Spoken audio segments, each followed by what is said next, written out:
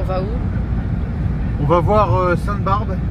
C'est la fête à Sainte-Barbe, la patronne des mineurs et des pompiers.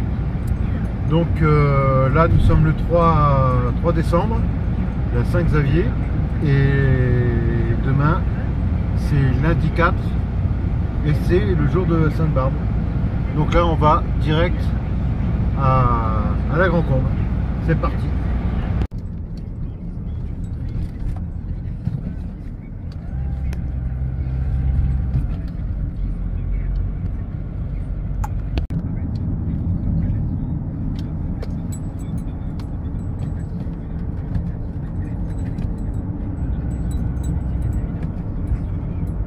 Et là nous sommes arrivés à la Grand-Combe. Voilà, regardez.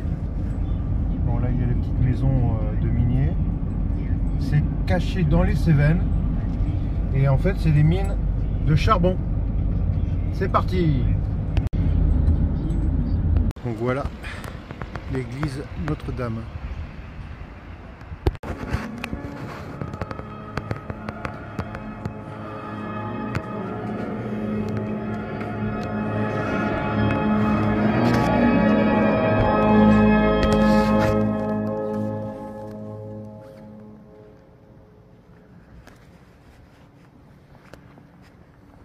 Fais-nous voir, Seigneur, ton amour, et donne-nous ton salut.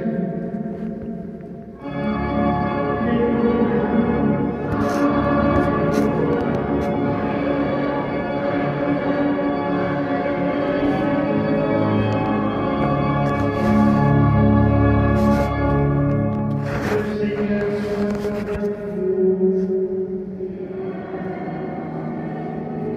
Évangile de Jésus-Christ selon saint Marc.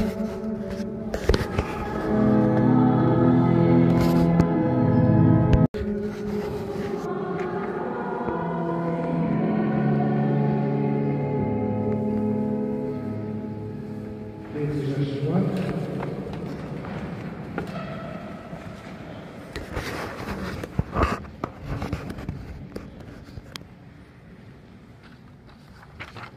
alors, frères et sœurs, vous le savez comme moi,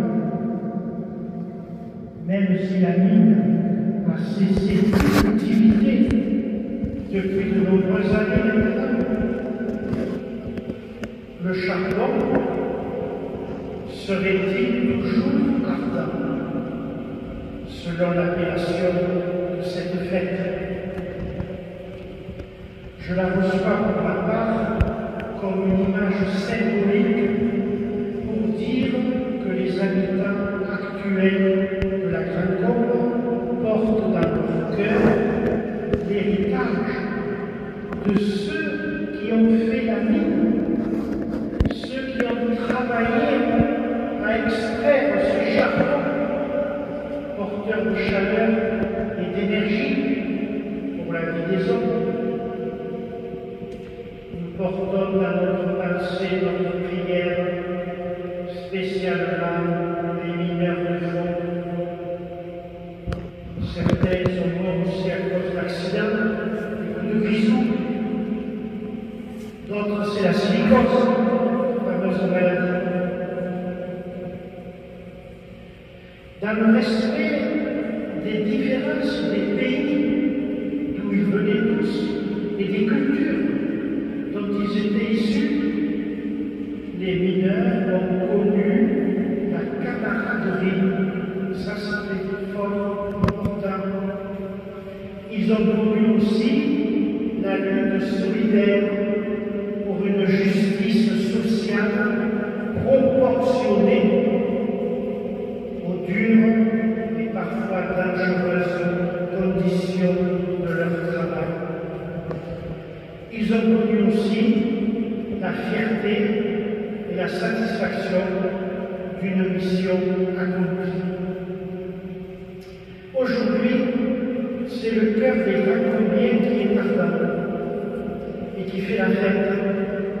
Quelquefois, dans l'évocation de ce passé glorieux, dans les engagements actuels pour tous les habitants de notre cité et en particulier les retraités et ceux dont la santé est blessée. La fête se tourne aussi vers les jeunes générations. Je pense aux volontaires qui sont en équipe. Je pense aux jeunes qui fréquentent nos établissements scolaires, qui se préparent au savoir-faire et au savoir-être des citoyens d'aujourd'hui et de demain. Oui, que nos cœurs soient ardents pour la réussite du plus grand nombre.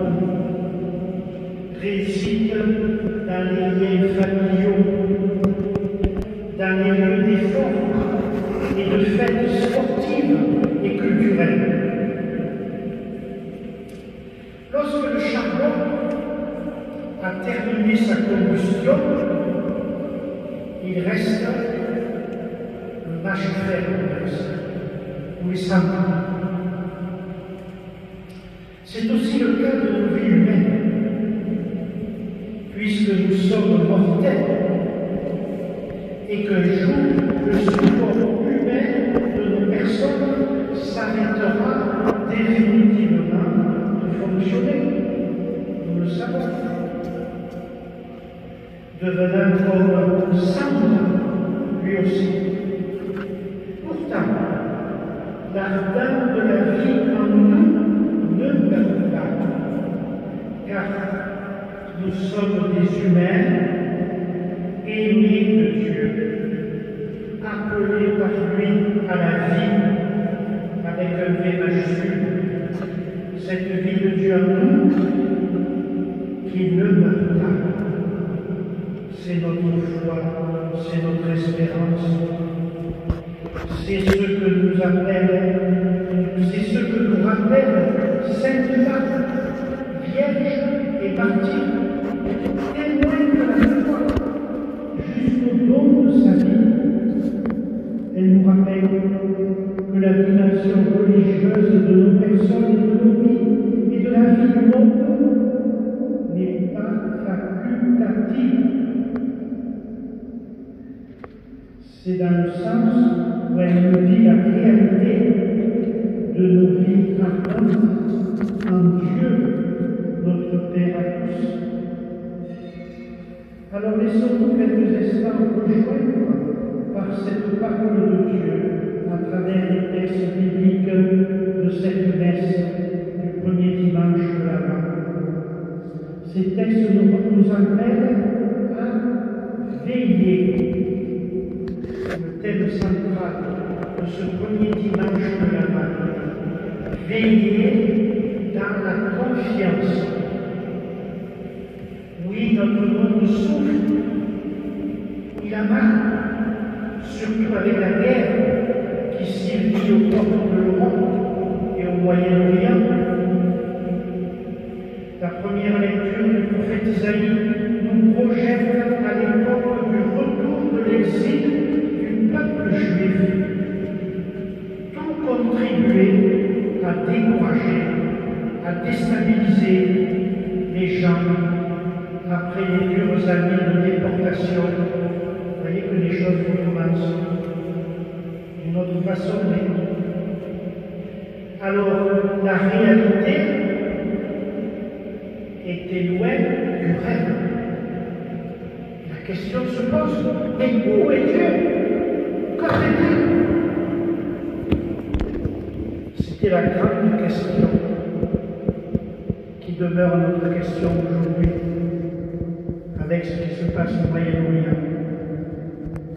Alors le prophète Isaïe se fait l'écho de cette misère et aussi l'intercesseur pathétique de son peuple sous le double registre de l'imploration et de la confession de foi. Il évoque d'abord le nom de Dieu, notre Père, une expression très rare dans l'Ancien Testament et qui revient à la fin de ce texte et que Jésus reprendra quand ses disciples lui demanderont de leur apprendre à prier.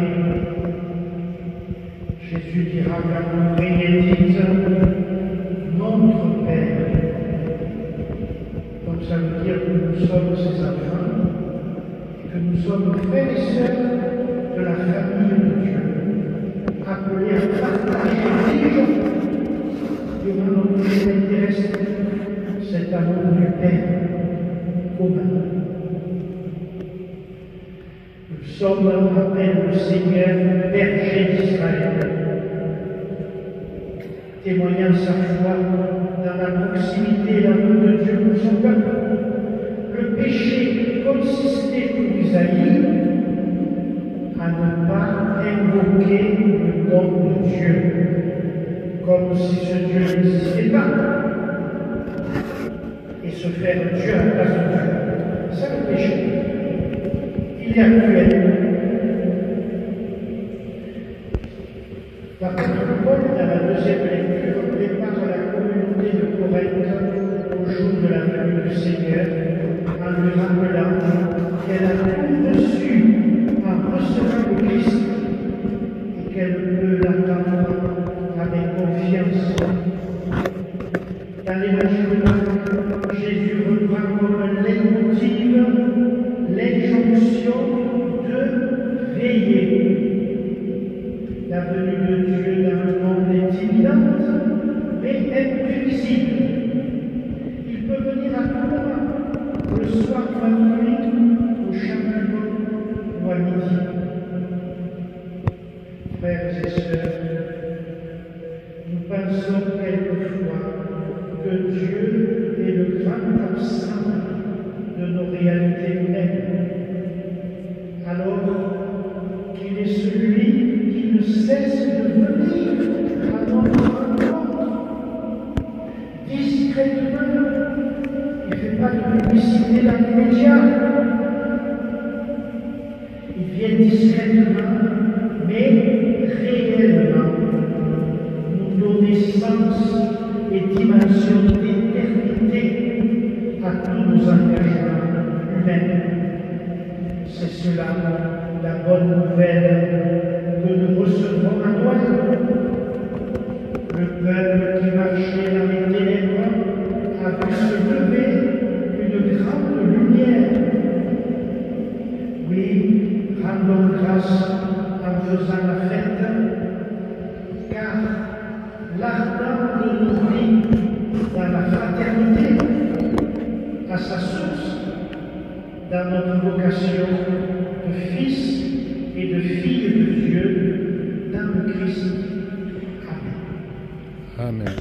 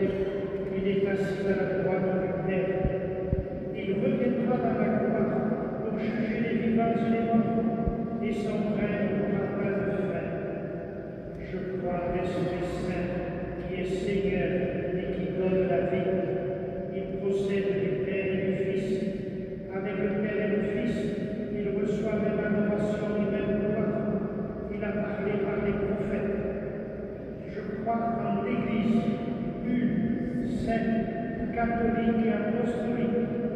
Je reconnais un seul baptême pour le pardon des péchés. J'attends la résurrection des morts et la vie du monde à venir. Amen. Amen. Viens Emmanuel, viens nous sauver. Rassemblés à cette fête, Emmanuel Macron. des mineurs, cette Pâques, faisons monter vers le Seigneur notre prière confiante.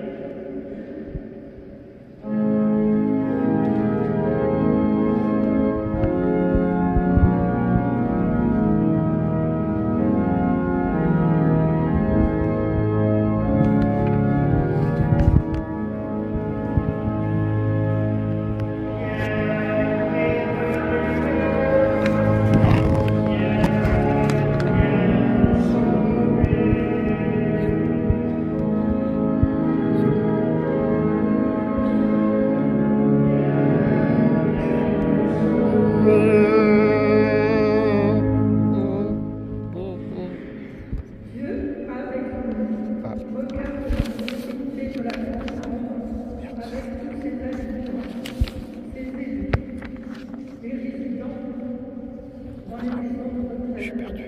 Les membres des associations humanitaires, des établissements scolaires, les PIB. Là, il n'y a plus d'eau. La sécheresse.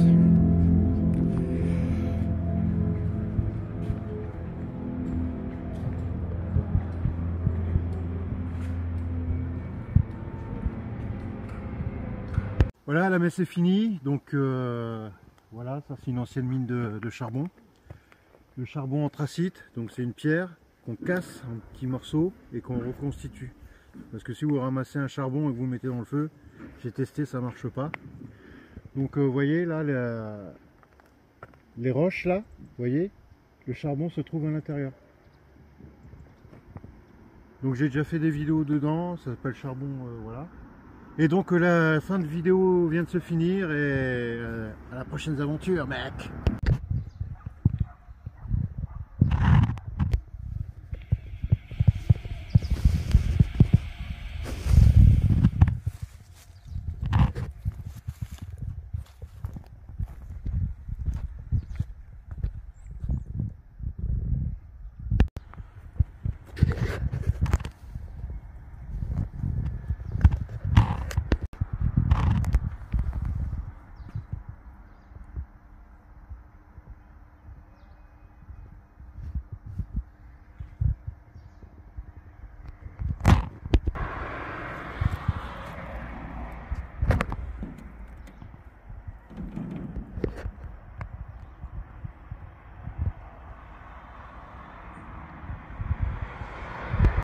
Sainte Barbe. Yeah, man!